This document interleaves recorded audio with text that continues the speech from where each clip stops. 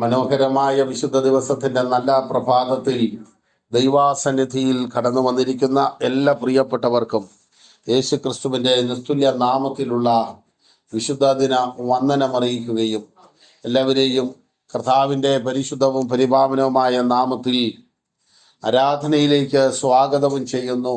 ആയുസ്സിൻ്റെ നടുവിൽ കർത്താവിൻ്റെ തിരുനാമത്തെ ഉയർത്തുവാനും ദൈവിക നന്മകൾ അനുഭവിക്കുവാനും കൂട്ടായ്മയുടെ മഹത്വം ആസ്വദിപ്പാനുമെല്ലാം കർത്താവ് നമ്മെ കൊണ്ടുവന്നിരിക്കുന്ന അവൻ്റെ അനന്തമായ സ്നേഹത്തിനും വിശ്വസ്തതയ്ക്കുമായി ദൈവത്തെ വാഴ്ത്തുന്നു. നാം സഭയായി തീരുമാനിച്ച ഉപവാസ പ്രാർത്ഥനയുടെ 7ാമത് പകലായ ഇന്ന് ദൈവസന്നിധിയിൽ ആയിരിക്കുന്നത് ഏറ്റവും അനുഗ്രഹമായി തീരുവാൻ, ഏറിയ നന്മയും അനുഗ്രഹങ്ങളും കൊണ്ട് കർത്താവ് സമ്പുഷ്ടമാക്കുവാൻ പ്രാർത്ഥനയോടെ കർത്താവിൻ്റെ പാദത്തുങ്കലായിരിക്കാം. പോയ ദിനങ്ങളിലൊക്കെയും ദൈവത്തിൻ്റെ ആത്മാവ് നമ്മോട് ഇടപെട്ടുകൊണ്ടിരുന്നു. ദൈവവചനത്തിൻ്റെ ആഴങ്ങളും ദൈവവചനത്തിൻ്റെ മാർമികമായ ചിന്തകളിലൂടെയുമെല്ലാം കർത്താവ് നമ്മെ നയിക്കുകയും നടത്തുകയും ചെയ്തു. എണ്ണമില്ലാ നന്മകൾ നൽകി നമ്മെ ആദരിച്ച കർത്താവിന് ആയുസ്സിന്റെ നടുവിൽ ചില ദിവസങ്ങൾ വേറിട്ടിരുന്ന് നമ്മുടെ ബദ്ധപ്പാടുകളിൽ നിന്നും ആവശ്യങ്ങളിൽ നിന്നും തിരക്കുകളിൽ നിന്നും എല്ലാം മാറിയിരുന്നു കൊണ്ട് ചില ദിവസങ്ങൾ അവൻ്റെ പാദത്തിങ്കൽ മുട്ടുമടക്കുവാൻ, അവൻ്റെ ശബ്ദത്തിന് ചെവിചായ്ക്കുവാൻ, അവൻ്റെ ആലോചന കേൾക്കുവാൻ, വചനമനുസരിപ്പാനെല്ലാം കർത്താവ് സാവകാശം നൽകിക്കൊണ്ടിരുന്നു. ദൈവത്തിൻ്റെ കരുണയോർത്ത് ദൈവത്തെ വാഴ്ത്തുന്നു. ദൈവമായ കർത്താവ് നമ്മെ എല്ലാവരെയും ധാരാളമായി അനുഗ്രഹിക്കട്ടെ. ഇന്ന് വായിച്ച 48-ാം സങ്കീർത്തനത്തിലേക്ക് ദൈവജനത്തിൻ്റെ ശ്രദ്ധയെ കൊണ്ടുവരുന്നു. വേദപുസ്തകത്തിലെ കർത്താവിൻ്റെ തിരുനാമത്തിൻ്റെ മഹത്വം വെളിപ്പെടുത്തുന്ന സങ്കീർത്തനങ്ങളിൽപ്പെട്ട ഒന്നാണ് 48-ാം സങ്കീർത്തനം. രാജാക്കന്മാരുടെ രാജാവായ സകല ദേവന്മാർക്കും മീതെ മഹാരാജാവായ രാജാധിരാജാവും കർത്താവുമായവന്റെ മഹത്വം വിളങ്ങുന്ന മനോഹര സന്നിധാനമാണ്. ദൈവത്തിൻ്റെ സാന്നിധ്യം വസിക്കുന്ന, ദൈവജനത്തിൻ്റെ ആരാധനയുള്ളതായ ആത്മസാന്നിധ്യമുള്ള യെരൂശലേം പട്ടണം. അവിടെ വെളിപ്പെടുന്ന ദൈവ സാന്നിധ്യത്തിൻ്റെ മുമ്പിൽ വിറയ്ക്കാത്ത ശക്തികളില്ല, ഭയപ്പെടാത്ത അവസ്ഥകളില്ല. സകല ജാതികളുടെയും മനോഹര വസ്തുവായവൻ അവിടെ വെളിപ്പെട്ട് നിൽക്കുന്ന കാഴ്ചയാണ് 48-ാം സങ്കീർത്തനത്തിലൂടെ ദൈവത്തിന്റെ ദാസനായ കോരഹപുത്രന്മാർ ആത്മാവിൽ പാടുന്നത്. ദൈവത്തിന് സ്തോത്രം. കോരഹപുത്രന്മാരുടെ സങ്കീർത്തനത്തിന് ഒരു പ്രത്യേകതയുണ്ട്. അവരുടെ പാട്ടുകളിൽ എപ്പോഴും നിഴലിച്ചു നിൽക്കുന്നത് ദൈവത്തിൻ്റെ സാന്നിധ്യവും ദൈവത്തിൻ്റെ ആലയവും ആലയത്തിലെ ആരാധനയുമൊക്കെയാണ്. ദൈവത്തിന് സ്തോത്രം. എപ്പോഴും കർത്താവിൻ്റെ സന്നിധിയോട് ചേരുവാൻ, കർത്താവിനോട് ചേർന്നിരിക്കുവാനുള്ള ഒരു അഭിനിവേശം അവരുടെ തിരുവചന ഭാഗത്തുനിന്ന് കാണുവാൻ കഴിയും. അതിൻ്റെ കാരണം മറ്റൊന്നുമല്ല, അവർ ദൈവാലയത്തിൽ വരുവാൻ യോഗ്യതയുള്ളവരല്ലായിരുന്നു. പിതാവ് മിസ്രയീമിൽ നിന്ന് കനാനിലേക്ക് യാത്ര ചെയ്ത് വന്നപ്പോൾ ആ യാത്രയിൽ ഈ കുഞ്ഞുങ്ങളും അവരോട് കൂടെ ഉണ്ടായിരുന്നു. എന്നാൽ പിതാവ് നേതാവിനും നേതൃത്വ നിരകൾക്കും വിരോധമായി കൂട്ടുകെട്ടുകൾ ഉണ്ടാക്കുകയും ആലോചനകൾ ഒരുമിച്ച് കൂടുകയും ഒരു ഗ്രൂപ്പിനെ തെരഞ്ഞെടുത്ത് ഒരു നേതാവായി തീരുവാൻ ശ്രമിക്കുകയും ചെയ്യുമ്പോൾ ദൈവത്തിൻ്റെ ദാസനായ മോശ നെടുമ്പാട് വീണ് അനർത്ഥം മാറിപ്പോകുവാൻ കർത്താവിൻ്റെ സന്നിധിയിൽ നിലവിളിച്ചെങ്കിലും അനർത്ഥം മാറ്റുന്നതിനേക്കാൾ ആളുകളെ കൂടെ ഒടുക്കി ആ പ്രശ്നത്തിനവിടെ പരിഹാരം വരുത്തുവാനാണ് കർത്താവ് തീരുമാനിച്ചത്. അന്ന് യഹോവയുടെ ആലയത്തിലേക്ക് ഓടിക്കേറി യാഗപീഠത്തിന്റെ കൊമ്പിൽ വിശ്വാസത്താൽ പിടിച്ച് ദൈവിക നന്മകളും ആശ്വാസങ്ങളും രക്ഷയും പ്രാപിച്ച പിതാവിന്റെ തലമുറകളാണ്, അല്ലെങ്കിൽ ആ മത്സരിച്ച പിതാവിന്റെ തലമുറകളാണ് ഇന്ന് കർത്താവിനായി പാടുന്നത്. ഒരിക്കൽ ദൈവമില്ലാതെയും ദൈവ സാന്നിധ്യമില്ലാതെയും മറുത്തു മത്സരിച്ച പിതാക്കന്മാരുടെ തലമുറകളാണ് ഇന്ന് കർത്താവിനെ ആത്മാവിലും സത്യത്തിലും ആരാധിക്കുന്നത്. അപ്പോൾ ഇന്നലകളിലെ ആ പിതാവിന്റെ സംഘത്തിനകത്തുനിന്ന് വഴുതിപ്പോന്ന നമ്മുടെ ജീവിതത്തിൽ എപ്പോഴും ദൈവത്തോടുള്ള നന്ദിയും ദൈവത്തോടുള്ള സ്നേഹവും ദൈവത്തോടുള്ള കടപ്പാടും ഉണ്ടാകണം. നമ്മുടെ അധരത്തിൽ നടന്നു വീഴുന്ന ഓരോ സ്തുതിയും ഓരോ പുകഴ്ചകളും ദൈവത്തിന് സൗരഭ്യവാസനയായ യാഗമായി തീരണമെങ്കിൽ നന്ദിയുള്ള ഹൃദയത്തോടെ ദൈവത്തെ സ്തുതിപ്പാൻ കഴിയണം. നിങ്ങൾ നോക്കൂ, 84-ാം സങ്കീർത്തനത്തിൽ അവർ പാടുന്നു, സൈന്യങ്ങളുടെ യഹോവേ ദുരിതമാസം എത്ര മനോഹരം. അവിടെ ആലയത്തിന്റെ മഹത്വത്തെ അവിടെ വർണ്ണിക്കുന്നു. അവിടെ ആലയത്തിലെ ആരാധനയുടെ പവിത്രതയെ അവരവിടെ ഉയർത്തിക്കാട്ടുന്നു.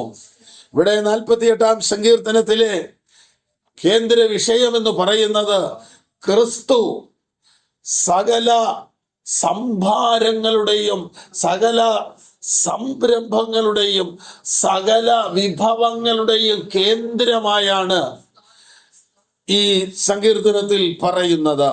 അഥവാ 48-ാം സങ്കീർത്തനത്തിൽ ക്രിസ്തുവാണ് എല്ലാത്തിൻ്റെയും എല്ലാം എന്ന് പറയുന്നു.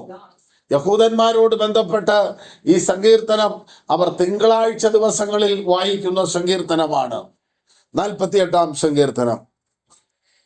ഇവിടെ പറയുന്നത് യെരുശലേമിൽ, ദൈവത്തിന്റെ നഗരത്തിൽ ദൈവം ആരാധനയ്ക്കും സ്തുതിക്കും യോഗ്യനാണെന്നാണ് പറയുന്നത്.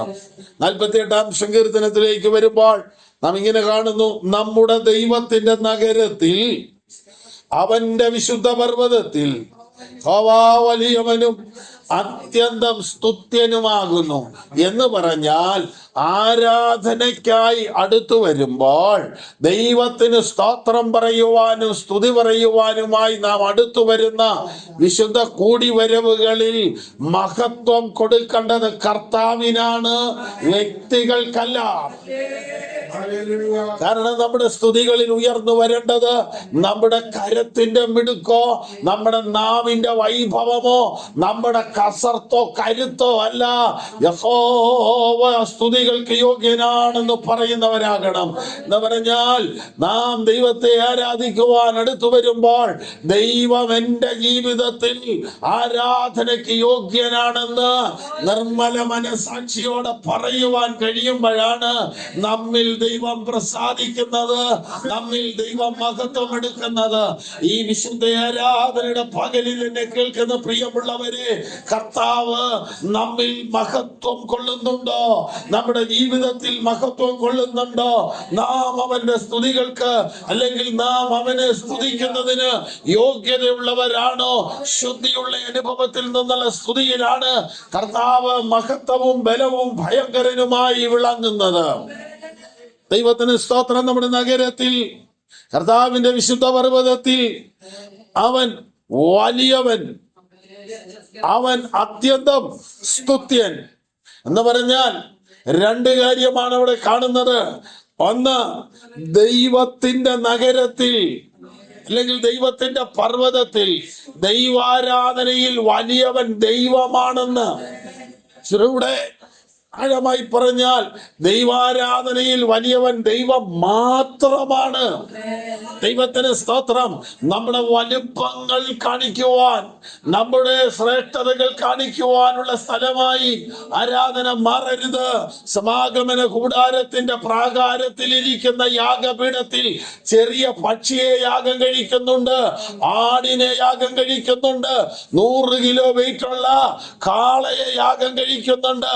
യാഗത്തിന്റെ വലുപ്പ ചെറുപ്പത്തിൽ അല്ല, അതിന്റെ വിശുദ്ധിയിലാണ് ദൈവം പ്രസാദിക്കുന്നത്.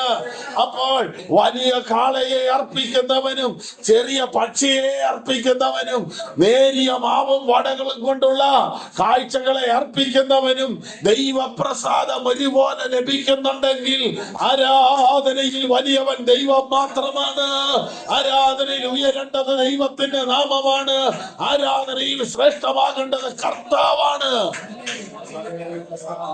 ദൈവത്തിന് സ്തോത്രം.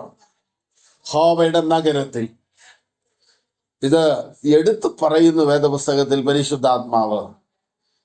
യഹോവയുടെ നഗരത്തിൽ, അവന്റെ വിശുദ്ധ പർവ്വതത്തിൽ എന്ന് പറഞ്ഞാൽ ആലയത്തിൽ, ആരാധനയിൽ, ആത്മീയ കൂടിവരവിൽ, ബാക്കിയുള്ളതിനകത്ത് കർത്താവിന് വിഷയമല്ല.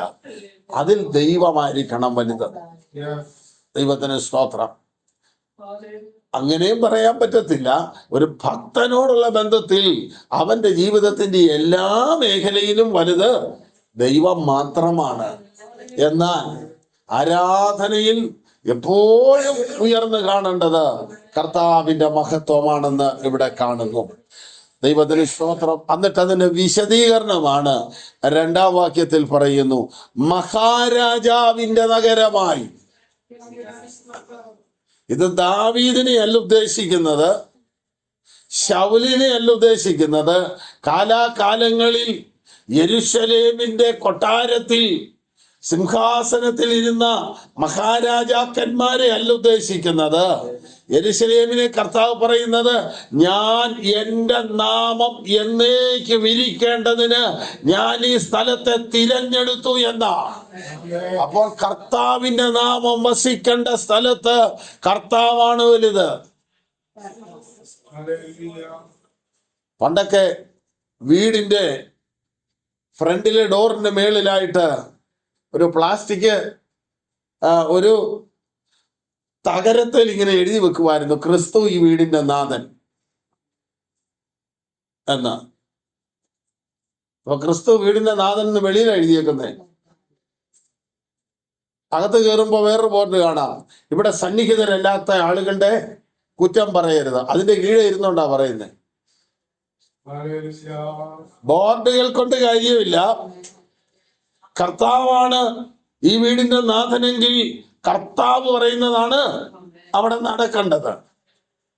അപ്പോൾ മഹാരാജാവിന്റെ നഗരമാണ് യെരൂശലേമെങ്കിൽ യെരൂശലേമിലെ ഓരോ കാര്യവും ദൈവഹിതപ്രകാരമാണ് നടക്കുന്നത്. നമ്മളൊരു ഓഫീസിന്റെ മുഴുവൻ ഉത്തരവാദിത്വത്തിലുമുള്ള ആളാണെങ്കിൽ നമ്മുടെ നിർദ്ദേശങ്ങളും നമ്മുടെ ചിന്തകളും നമ്മുടെ ആജ്ഞകളുമാണ് ആ സ്ഥാപനത്തിൽ നടക്കുന്നതെങ്കിൽ യെരൂശലേം ദൈവത്തിന്റെ ഭരണകേന്ദ്രമാണ്. ദൈവം തന്റെ ജനത്തെ നയിക്കുന്നത് അവിടെ ഇരുന്നാണ് കർത്താവ് തന്റെ ജനത്തിന് ആലോചന കൊടുക്കുന്നത്. അതുകൊണ്ട് ദൈവമായിരിക്കണം യെരൂശലേമിന്റെ 1-ാം സ്ഥാനം.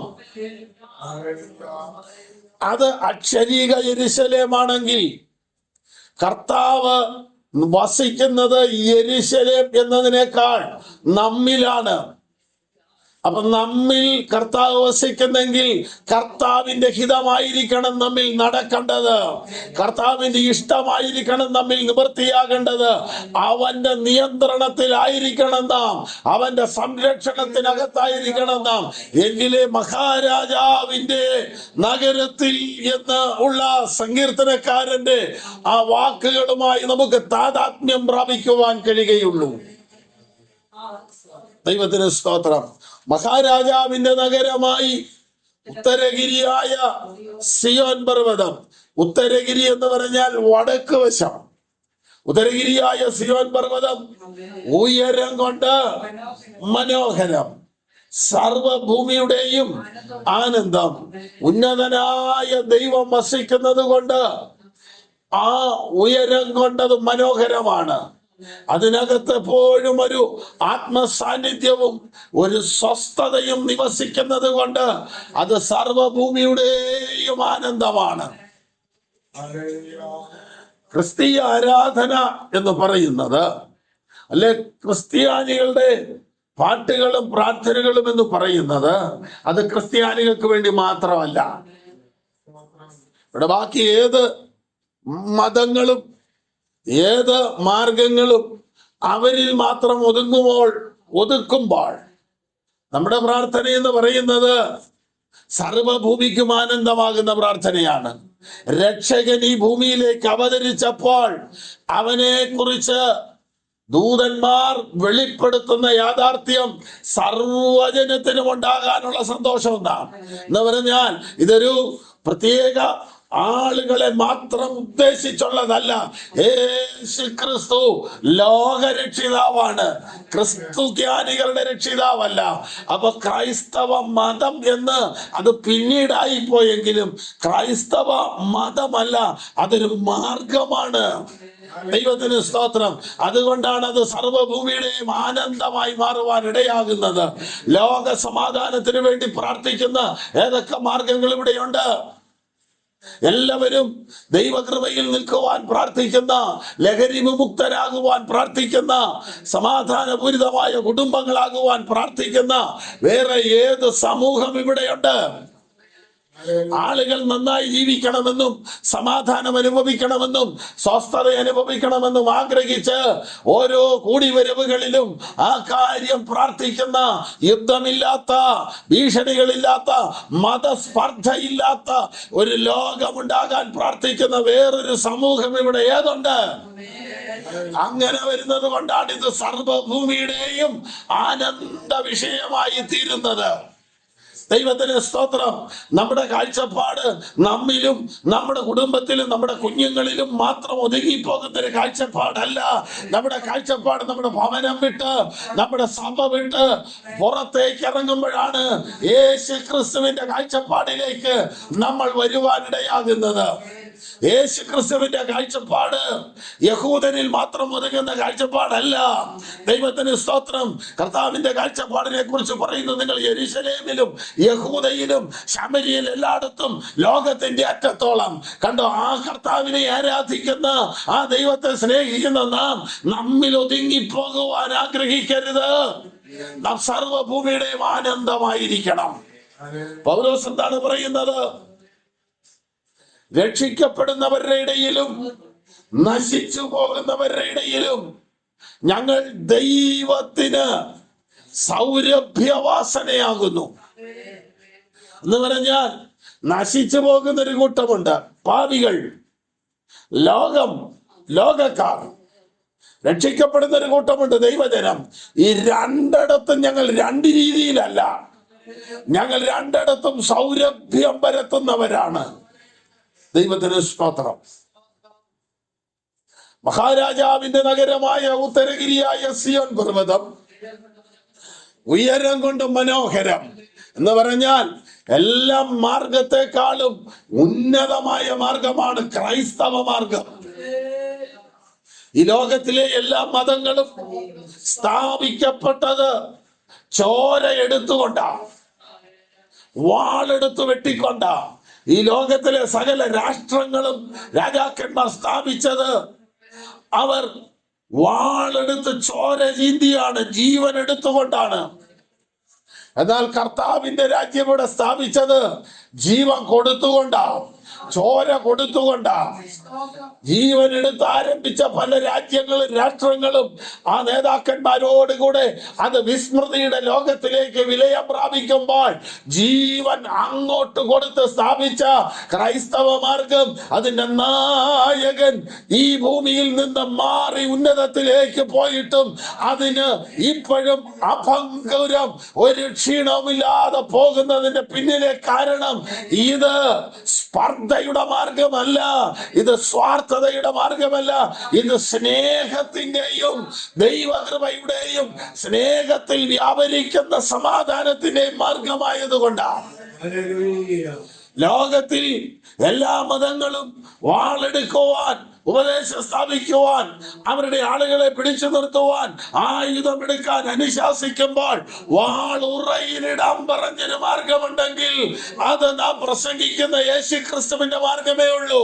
അതുകൊണ്ടാണ് ഇത് സർവഭൂമിയുടെ ആനന്ദമായി മാറിയത്. ക്രിസ്തീയ മാർഗം ആനന്ദമാകുവാൻ കാരണം ഇത് ഭീഷണിപ്പെടുത്തി മതവാരെ മാറ്റുന്നില്ല. ഇത് കർത്താവിന്റെ സന്നിധിയിലേക്ക് വന്നില്ലെങ്കിൽ നിങ്ങളുടെ ഇന്നിന്റെ കാര്യങ്ങൾ നഷ്ടപ്പെടുത്തുമെന്ന് പറയുന്നില്ല.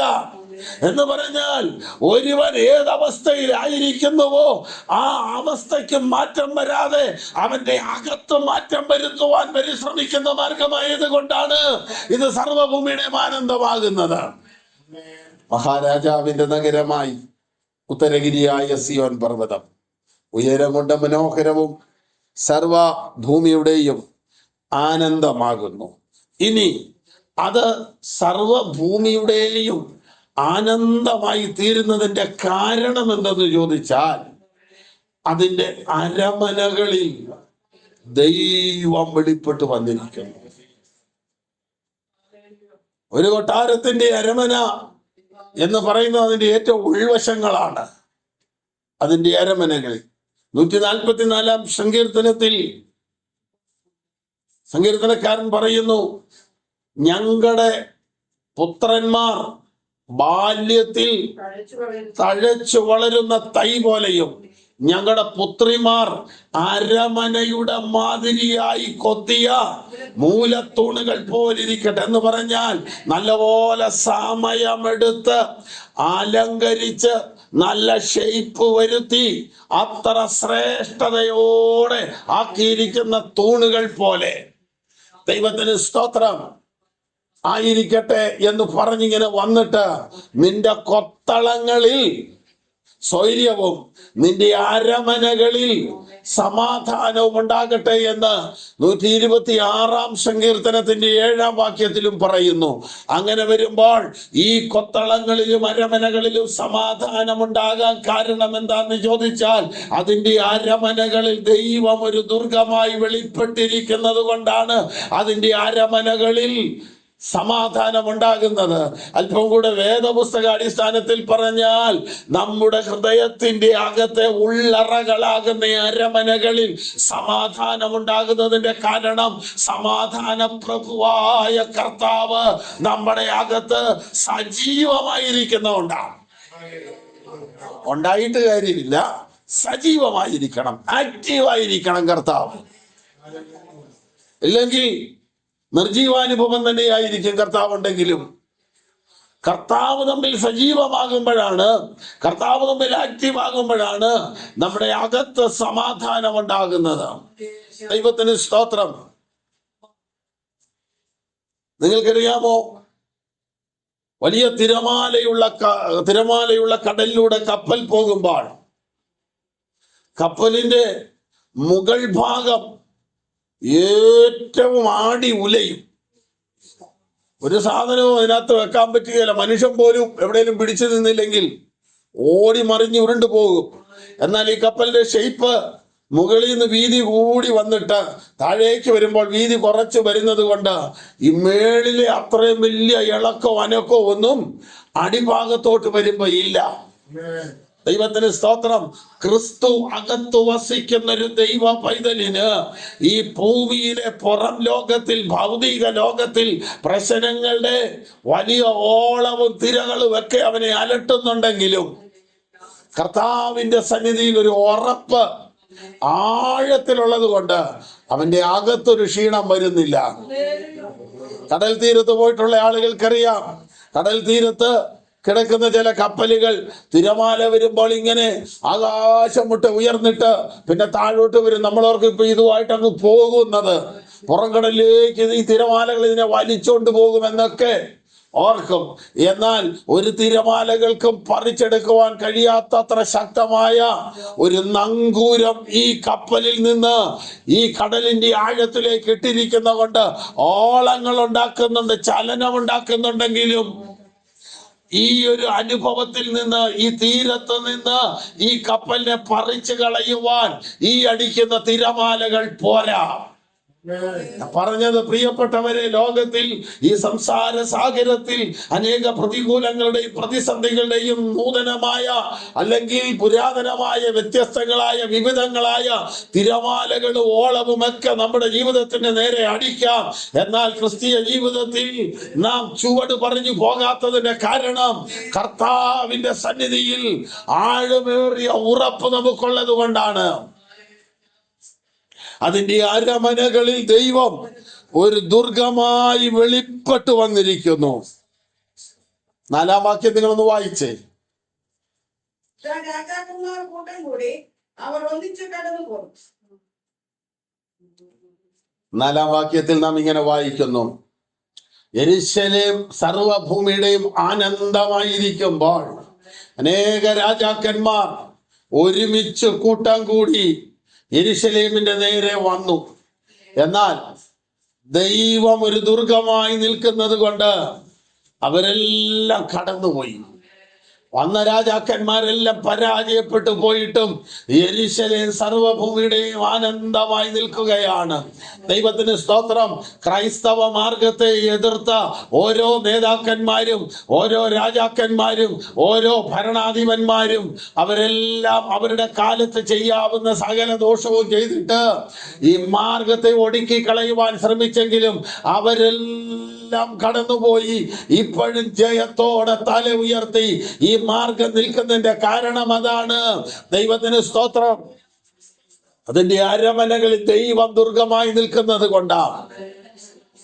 20-ാം സങ്കീർത്തനത്തിൽ നാം ഇങ്ങനെ വായിക്കുന്നല്ലോ, അവർ കുനിഞ്ഞ് വീണുപോയി, എന്നാൽ ഞങ്ങളോ എഴുന്നേറ്റ് നിവർന്നു നിൽക്കുന്നു.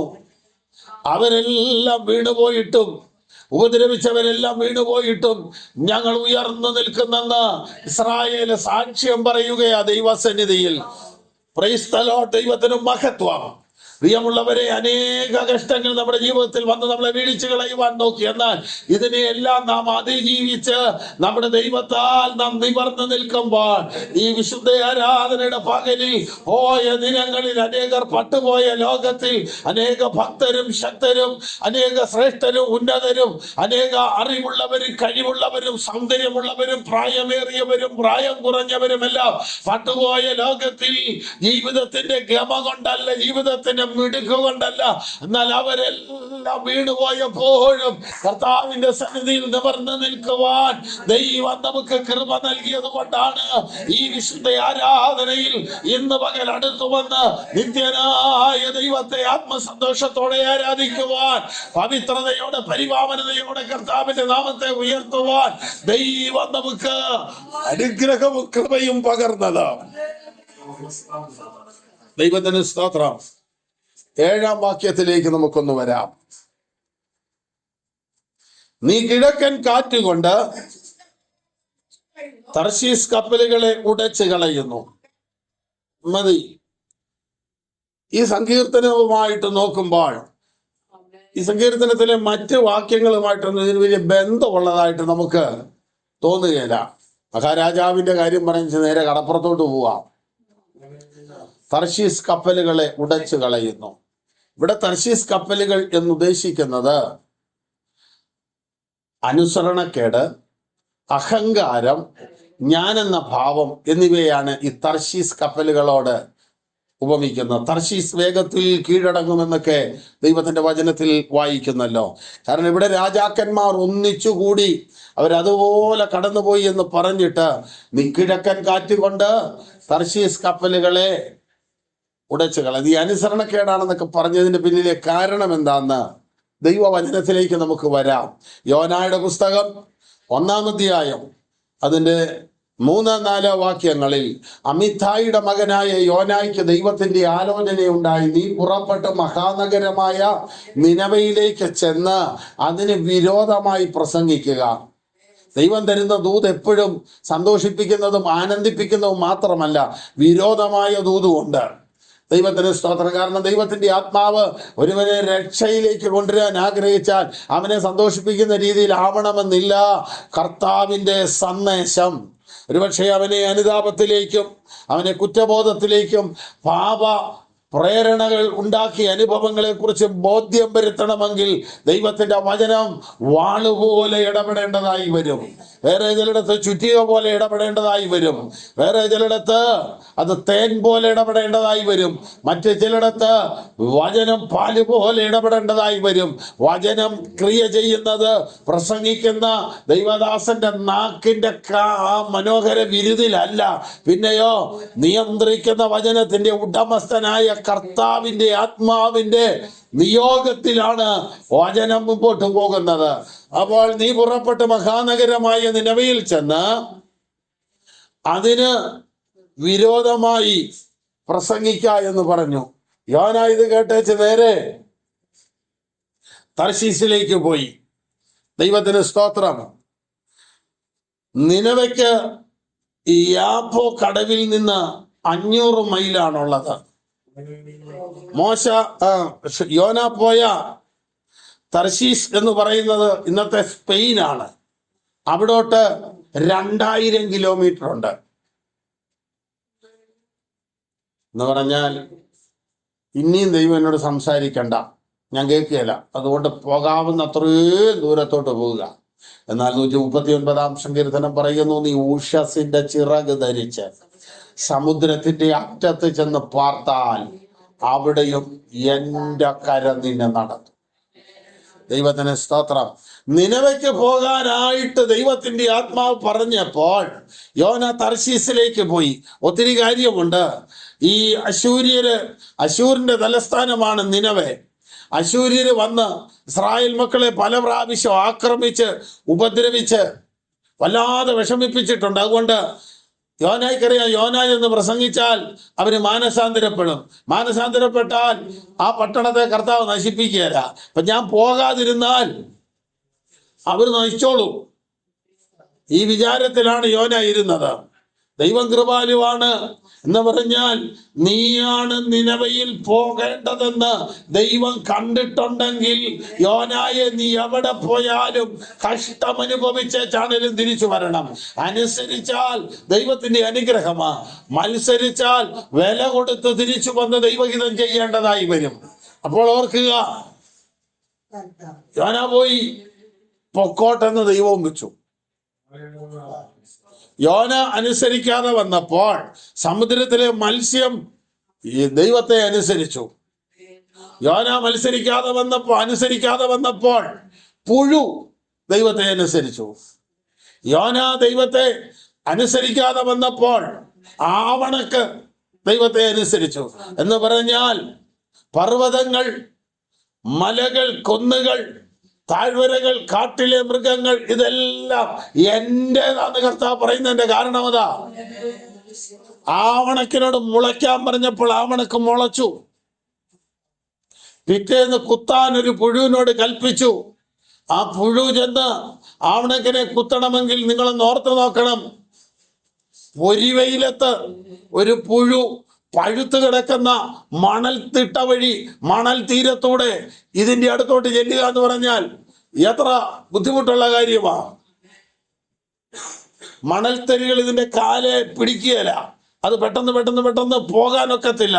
അത്രയ്ക്കും ത്യാഗം അനുഭവിച്ച് ദൈവത്തിന്റെ ആലോചന നിവർത്തിക്കാൻ ഒരു പുഴു തയ്യാറാകുമ്പോൾ ദൈവത്തിന്റെ സ്വരൂപത്തിലും ദൈവത്തിന്റെ സാദൃശ്യത്തിലും നിർമ്മിച്ച മനുഷ്യൻ ദൈവത്തോട് മത്സരിച്ച് ദൂരോട്ട് പോവുക. കർത്താവ് അനങ്ങാതിരുന്നത് യോന ഓർത്തു പൊക്കോട്ടെന്ന് വെച്ചതാണ്. കർത്താവ് പൊക്കോട്ടെന്ന് വെച്ചല്ല, മനുഷ്യരോട് അങ്ങോട്ടങ്ങ് നീങ്ങിക്കോട്ടെന്ന് വെച്ചാ.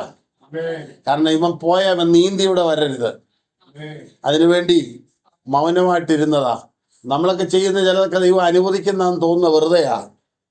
അല്ല, നടുക്കടലിൽ ചെന്ന് കുഴയാനുള്ള സാധ്യതയ്ക്ക് വേണ്ടി മൗനമായിരിക്കുന്നതാണോ എന്നറിയത്തില്ല. അപ്പോസ്തല പ്രവൃത്തിയുടെ ആ ഒരു സന്ദേശ ശൈലിയിൽ പറഞ്ഞാൽ തെക്കൻ കാറ്റ് വീശുമ്പോൾ താല്പര്യം സാധിച്ചെന്ന് തോന്നും. ഈ തെക്കൻ കാറ്റ് ചതിക്കുന്ന കാറ്റാ. ഇതിന്റെ പുറകെ ഒരു ഈശാനമൂലം വരുന്നുണ്ട്.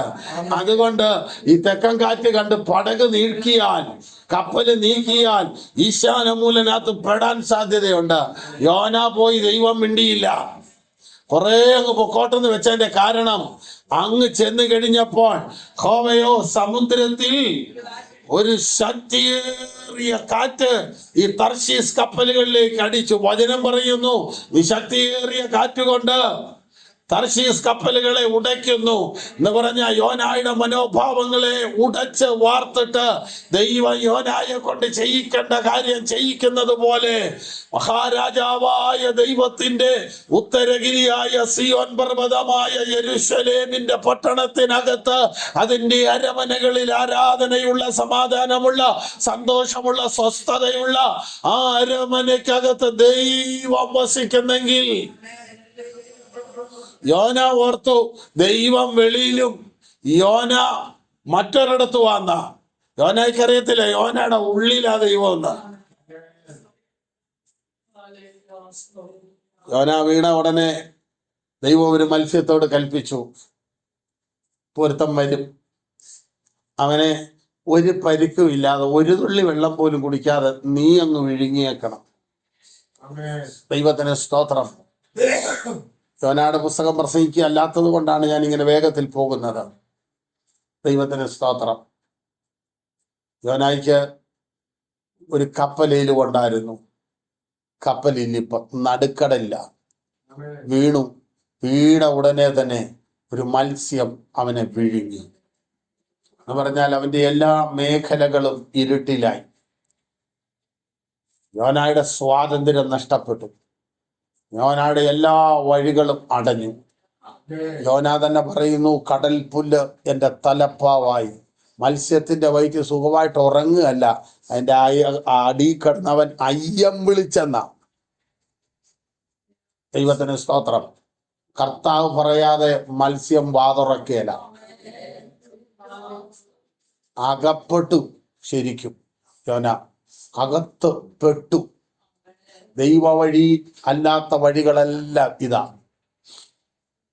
അവസാനം അതിനകത്ത് കിടന്ന് യോന പ്രാർത്ഥിച്ചപ്പോൾ യോനായോട് ദൈവം മത്സ്യത്തോട് കൽപ്പിച്ചു. മത്സ്യം അവനെ കരയ്ക്ക് ഛർദിച്ചു, ഉമിണ്ണു കളഞ്ഞു. മത്സ്യം വാതുറന്നു. യോന ഇറങ്ങി ശരീരത്തെ വഴുക്കലൊക്കെ കഴുകി കളഞ്ഞ് വട്ടം നോക്കി വെച്ച് ചുറ്റും നോക്കി വന്നപ്പം സ്ഥലം എവിടാ? നിനവേ. അങ്ങോട്ട് പോകാനാ കർത്താവ് പറഞ്ഞത്, നിനവേക്ക്. 2000 മൈല് കറങ്ങി വന്നെന്നുള്ളതേ ഉള്ളൂ. വന്നത് നിനവേ തന്നെയാ. 500 മൈല് തീരേണ്ടതിന് 1500 മൈല് കറങ്ങേണ്ടി വന്നു. ദൈവമാണ് നിന്റെ നിയന്ത്രിതാവെങ്കിൽ ഇന്നെന്നുള്ളത് ഇച്ചിരി കഴിഞ്ഞാണേലും നിന്നെ കൊണ്ട് തമ്പുരാനത് ചെയ്യിക്കും. ദൈവത്തിന് സ്തോത്രം. ദൈവത്തിന്റെ പദ്ധതിയെ നമ്മുടെ ജീവിതത്തിൽ നടക്കും. നമ്മളെല്ലാം കരയിലിരുന്ന് മീൻ പിടിക്കുന്ന മീൻപിടുത്തക്കാരന്റെ ചൂണ്ട വിഴുങ്ങിയവന്റെ സ്ഥിതിയാണ്. അവൻ വലിച്ച് കരയ്ക്ക് കയറ്റുന്നത് വരെയുള്ള സ്വാതന്ത്ര്യമേ ഉള്ളൂ. നമ്മൾ ഈ ചൂണ്ട വിഴുങ്ങി വെച്ചിങ്ങനെ നടക്കുക, അടുത്ത തീറ്റ ഇരയെല്ലാം തേടി ഇങ്ങനെ പോകുമ്പോൾ ഈ കരയിലിരിക്കുന്നവൻ വലിക്കുമ്പോൾ എന്നാ ബലം പിടിച്ചാലും വലിച്ച് കരയ്ക്ക് കയറ്റും. ദൈവത്തിന് സ്തോത്രം. അങ്ങനെ കർത്താവിൻ്റെ ചൂണ്ടയകത്ത് നമ്മൾ വിഴുങ്ങിയിരിക്കുക എന്ന് പറഞ്ഞാൽ നമ്മളെ സൃഷ്ടിച്ച നാളിൽ തന്നെ അവൻ്റെ ആത്മാവിനെ അകത്ത് തന്നേച്ചാണ് ഇങ്ങോട്ട് വിട്ടിരിക്കുന്നത്. അതുകൊണ്ട് എന്തെല്ലാം വഴിക്ക് പോയാലും തമ്പുരാൻ പിടിക്കുമ്പോൾ നമ്മൾ വന്നേ പറ്റൂ. യോന കറക്റ്റ് വന്ന് കയറുന്നത് നിനവയിലേക്ക്. നിനവേക്കാരുടെ ഒരു ദൈവമാണ് മത്സ്യം. നിനവേക്കാർ നോക്കുമ്പോൾ മത്സ്യം വാ പൊളിച്ച് യോനായെ കൊണ്ടുവന്നു. ഗതികേടിലാ വന്നിറങ്ങിയെന്ന് യോനായ്ക്കേ അറിയത്തുള്ളൂ. പക്ഷെ നിനവേക്കാർക്കറിയാം അവരുടെ ദൈവം കൊണ്ടുവന്നതാണ്. അതുകൊണ്ടാണ് ഒറ്റ പ്രസംഗത്തിൽ തന്നെ അവർ മാനസാന്തരപ്പെടാൻ കാരണം. അല്ലാതെ യോനയുടെ ഗമ കൊണ്ടല്ല, അവരുടെ ദൈവം കൊണ്ടുവന്നതാന്ന് അവര് പറയുന്നു. പക്ഷെ യോന പറയുന്നു തമ്പുരാൻ കൊണ്ടുവന്നതാണ്. കാരണം അല്ലാതെ ഞാൻ ഇവിടെ വരികയില്ല. പ്രിയരെ, ദൈവഹിതത്തിനായി, ദൈവേഷ്ടത്തിനായി, ദൈവ പദ്ധതികൾക്കായി നമ്മെ ഒന്ന് ഏൽപ്പിച്ചു കൊടുക്കാം. കർത്താവിൻ്റെ ഇഷ്ടം നമ്മിൽ നടക്കുവാൻ ദൈവഹിതത്തിനായി ഒന്ന് ഏൽപ്പിക്കാം. നാം ആരാധിക്കുന്ന നമ്മുടെ കർത്താവ് ദൈവത്തിൻ്റെ ഇഷ്ടത്തിനായി തൻ്റെ ഇഷ്ടങ്ങൾ മാറ്റിവെച്ചെങ്കിൽ, അങ്ങനെ അവൻ്റെ ഇഷ്ടം മാറ്റിവെച്ചത് കൊണ്ട് നമ്മിൽ ദൈവേഷ്ടം വെളിപ്പെട്ടെങ്കിൽ, നമുക്ക് കർത്താവിനായി നമ്മുടെ ഇഷ്ടങ്ങളെ മാറ്റിവെക്കാം. നിങ്ങൾക്ക് എത്ര പേർക്ക് ഇത് ഉൾക്കൊള്ളാൻ പറ്റുന്നുണ്ടെന്ന് എനിക്കറിയില്ല. നിങ്ങളുടെ മുഖഭാവമൊക്കെ കണ്ടിട്ട് ഒത്തിരി ഇത് റിജക്റ്റ് ചെയ്തു പോകുന്നത് പോലെയൊക്കെ എനിക്ക് തോന്നുന്നു. പരമാർത്ഥമായ കാര്യമാണ്. ദൈവത്തിൻ്റെ ഇഷ്ടത്തിന് നമ്മുടെ ഇഷ്ടങ്ങൾ മാറ്റിവെക്കുമ്പോഴാണ് നമ്മുടെ ജീവിതം ത്യാഗപൂർണമായ ക്രിസ്തീയ ജീവിതമായി മാറുന്നത്. ദൈവത്തിന് സ്തോത്രം. നമ്മുടെ ഇഷ്ടങ്ങളെല്ലാം നടത്തുവായിരുന്നെങ്കിൽ ദൈവേഷ്ടത്തിന് നമ്മിൽ പ്രസക്തി ഇല്ല. നമ്മൾ പാടുമല്ലോ, എൻ്റെ ഇഷ്ടം ഒന്നും വേണ്ട പ്രിയനെ, നിന്റെ ഇഷ്ടം എന്നിൽ നടക്കണം. നമ്മുടെ ഇഷ്ടം നടക്കുവാൻ ദൈവേഷ്ടം മാറേണ്ടി വരും. എന്നാൽ ദൈവേഷ്ടവും നമ്മുടെ ഇഷ്ടവും ഒന്നാണെങ്കിൽ ആ ദൈവേഷ്ടത്തിന്റെ മുമ്പിൽ നമ്മെ സമർപ്പിക്കുമ്പോൾ കർത്താവിന്റെ തിരിഹിതം നമ്മിൽ നടക്കുന്നത് കാണുവാനിടയാകും. മറിയയുടെ ഉള്ളിലേക്ക് യേശു വരേണ്ടത് പിതാവായ ദൈവത്തിന്റെ ഇഷ്ടമാണ്.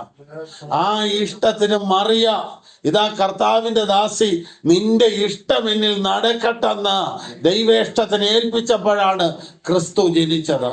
നമ്മൾ ഓരോരുത്തരും അങ്ങനെ ദൈവേഷ്ടത്തിനായി ഏൽപ്പിച്ചപ്പോഴാണ് ക്രിസ്തു നമ്മിൽ ജനിക്കാനിടയായത്. അപ്പോൾ ദൈവേഷ്ടം നമ്മിൽ നടക്കണം.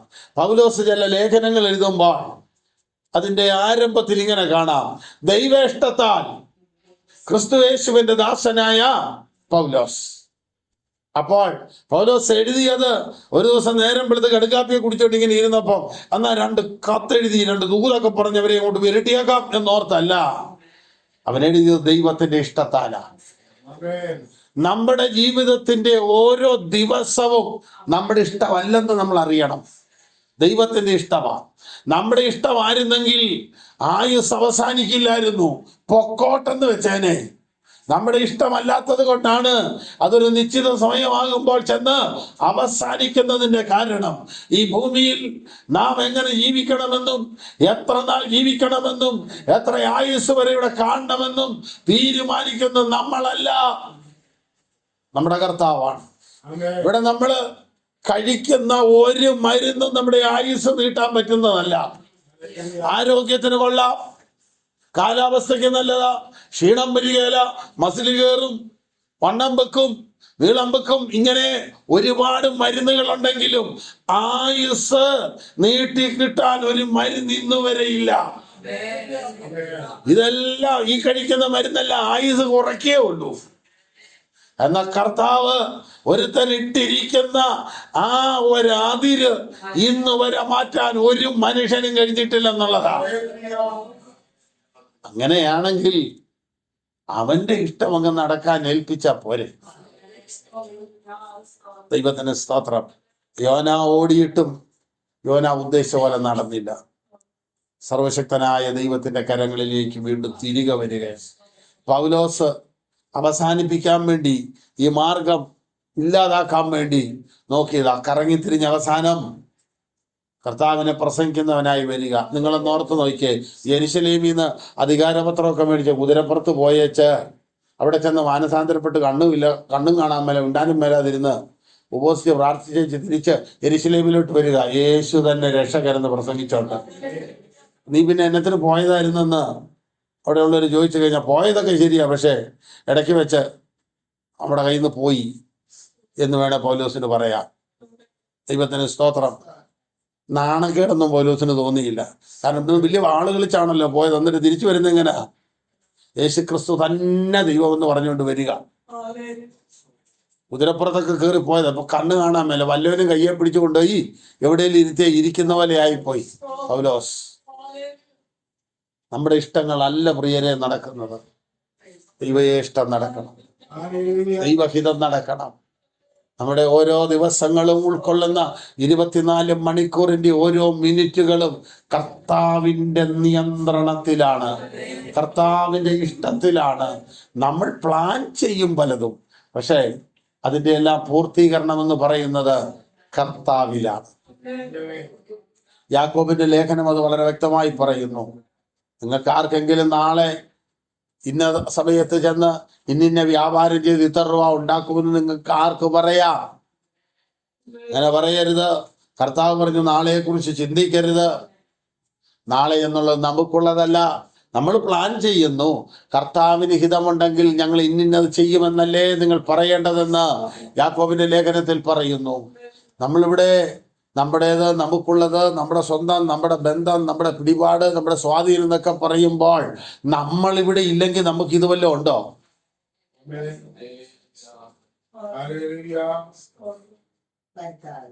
പ്രിയരെ, ലോകം മുഴുവൻ കീഴടക്കിയ അലക്സാണ്ടർ ചക്രവർത്തി മരണസമയത്ത് തൻ്റെ ശവപ്പെട്ടിയുടെ 2 വശം തുറന്ന് കൈ വെളിയിലേക്കിട്ട് തുറന്ന കൈയുമായിട്ടാണ് പോകുന്നത്. നിങ്ങൾക്കറിയാമോ, ഈ ലോകത്തിലേക്ക് ജനിച്ചു വരുന്ന ഏത് കുഞ്ഞുങ്ങളെ നോക്കിയോ, അവരുടെ 2 കൈയും ഇങ്ങനെ ചുരുട്ടി പിടിച്ചോണ്ടേ വരുള്ളൂ. എന്ന് പറഞ്ഞാൽ ഇവിടെ ചിലതൊക്കെ പിടിച്ചടക്കണം, ഇവിടുന്ന് ചിലതൊക്കെ നേടിയെടുക്കണം എന്നും പറഞ്ഞാ വരുന്നത്. എന്നാ പോകുമ്പോഴോ തൃപ്തിയായി എന്നുള്ള രീതിയിൽ നാട്ടുകാരെല്ലാം കൂടി കൈ ഇങ്ങനെ വിരലിനിടയിലോട്ട് വിരൽ കയറ്റി വെച്ച് ഇനി വിടുകയും ചെയ്യലെന്നുള്ള രീതിയിൽ ഊട്ടിയും കൂടെ കെട്ടിയാ വിടുന്നത്. എന്ന് പറഞ്ഞാൽ എല്ലാം കഴിഞ്ഞെന്നുള്ള രീതി. അവിടെ വന്ന് പിടിച്ചടക്കുവാൻ, ജയിച്ചടക്കുവാൻ, കൈപ്പിടിയിൽ ഒതുക്കുവാൻ ഒക്കെ ശ്രമിച്ചാലും നമ്മൾ വന്ന പോലെ വേണം നമ്മൾ പോകാൻ. ദൈവത്തിന് സ്തോത്രം. നമ്മൾ മനസ്സിലാക്കേണ്ട ഒരു കാര്യം അതാണ്. ഇവിടെ നമുക്ക് എന്തെല്ലാം ഉണ്ടെന്ന് പറഞ്ഞാലും അത് ഇവിടം കൊണ്ട് തീരുക. ഈ ശരീരമാണല്ലോ നമ്മൾ ഈ ഉദ്ദേശിക്കുന്ന. ഈ ശരീരം പോലും കൊണ്ടുപോകാൻ നമ്മളെ കൊണ്ട് പറ്റുകയില്ലെന്ന്. ഈ ശരീരത്തിന് വസിക്കാനും, ഈ ശരീരത്തിന് ജീവിക്കാനും, ഈ ശരീരത്തെ അലങ്കരിക്കാനും, ഈ ശരീരത്തെ പോറ്റാനും ഉള്ളത് മാത്രമേ ഈ ലോകത്തുള്ളൂ. അത് ഒരുപാട് സമ്പാദിച്ചു കൂട്ടിയാലും ഒന്നുമില്ലെങ്കിലും ഇതിനകത്ത് നമ്മളുള്ള കാലം വരെ ഇവിടെ ഉള്ളൂ. ഇത് കഴിഞ്ഞ് നമ്മൾ പോണം. നമ്മുടെ കാഴ്ചപ്പാടുകൾക്ക് മാറ്റം വരട്ടെ, നമ്മുടെ ചിന്താഗതികൾക്ക് മാറ്റം വരട്ടെ. സർവശക്തനായ കർത്താവാണ് നമ്മുടെ നിയന്ത്രിതാവെന്ന് ദൈവസന്നിധിയിൽ സമ്മതിച്ചുകൊണ്ട് വിശ്വസിച്ചുകൊണ്ട് കർത്താവിൻ്റെ പാദത്തങ്കിലേക്ക് നമ്മെ ഏൽപ്പിച്ച് ആ ദിവ്യ സാന്നിധ്യവും അനുഗ്രഹങ്ങളും പ്രാപിച്ചവരായി കർത്തൃസന്നിധിയിൽ നാം ഒരുമിച്ചായിരിക്കാൻ ദൈവം ഇടയാക്കട്ടെ. ഈ സങ്കീർത്തനത്തിൻ്റെ ഒടുവിലെ വാക്യത്തിലേക്ക് വരുമ്പോൾ ഈ മഹാദൈവത്തിൻ്റെ വർണ്ണനകളെല്ലാം ആരംഭത്തിൽ കഴിഞ്ഞു. മഹാരാജാവിൻ്റെ നഗരമായ ഉത്തരഗിരിയായ സിയോൻ പർവ്വതം ഉയരം കൊണ്ട് മനോഹരവും സർവ്വഭൂമിയുടെ ആനന്ദമാകുന്നു. അതിൻ്റെ അരമനകളിൽ ദൈവം ഒരു ദുർഗമായി വെളിപ്പെട്ടിരിക്കുന്നു. ഇതാ രാജാക്കന്മാർ കൂട്ടം കൂടി അവരൊന്നിച്ച് കടന്നുപോയി. അവർക്കവിടെ ഭയമുണ്ടായി, വിറയൽ പിടിച്ചു. അങ്ങനെ പല കാര്യങ്ങൾ പറഞ്ഞു വന്ന ഒടുവിൽ ഇത്ര വലിയവനായ ഈ ദൈവം നമ്മുടെ ദൈവമാകുന്നു. ഈ ദൈവം എന്നുമെന്നേക്കും നമ്മുടെ ദൈവമാകുന്നു. അവൻ നമ്മെ ജീവപര്യന്തം വഴി നടത്തും എന്ന് പറയുന്നു. എന്ന് പറഞ്ഞാൽ ദൈവത്തിന്റെ മഹത്വത്തെ കുറിച്ചും ദൈവത്തിന്റെ വലുപ്പത്തെ കുറിച്ചും പറഞ്ഞു വെച്ചിട്ട് ഈ ദൈവമാണ് നമ്മുടെ ദൈവമെന്ന് ഉയർത്തി കാണിക്കുകയാണ്. ആ ദൈവത്തിൽ ആശ്രയിച്ച് എല്ലാ ദിവസവും അവൻ ഞങ്ങളെ ഓരോ ദിവസവും എന്നും എന്നേക്കും അവൻ വഴി നടത്തുമെന്ന് ഉള്ള ദൈവാശ്രയ ബോധത്തിൽ ചെന്നാണ് ഈ സങ്കീർത്തനം അവസാനിക്കുന്നത്. ദൈവത്തിന്റെ മഹത്വത്തിൽ തുടങ്ങി ദൈവാശ്രയ ബോധത്തിൽ ചെന്ന് ഈ സങ്കീർത്തനം അവസാനിക്കുമ്പോൾ പോയ ദിനങ്ങളിൽ ദൈവം എത്ര വലിയവനെന്ന് തിരിച്ചറിയുവാനും അടുത്ത ദിനം ദൈവം ദാനമായി നൽകുന്നെങ്കിൽ ഈ ദൈവം ഇന്നലകളിൽ നടത്തിയ പോലെ ജയോത്സവമായി നടത്തുമെന്ന ആശ്രയബോധത്തിൽ മുന്നോട്ടുള്ള ദിവസങ്ങൾ കഴിപ്പാനും സർവശക്തനായ കർത്താവ് നമ്മെ പ്രാപ്തരാക്കട്ടെന്ന് ഓർപ്പിച്ചുകൊണ്ട് തിരുവചന ഭാഗത്തുനിന്ന് വിരമിക്കുന്നു. കർത്താവ് നമ്മെ എല്ലാവരെയും ധാരാളമായി അനുഗ്രഹിക്കുമാറാകട്ടെ.